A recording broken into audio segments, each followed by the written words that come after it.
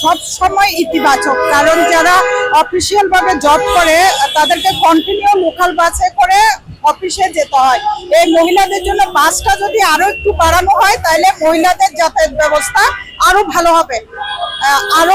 হচ্ছে লোকাল বাসে করে অনেক ক্ষেত্রে মহিলাদের নিতে চায় না, সিট নাই বলে তারা মহিলাদের উঠাতে চায় না, যার কারণে এই যে পিঙ্ক কালারের বাসের সংখ্যাটা যদি আরো বাড়ানো হয় তাহলে মহিলাদের যাতায়াত ব্যবস্থা বা যারা চাকরি করে তাদের যাতায়াত ব্যবস্থা আরো সুন্দর হবে, আরো ভালো হবে।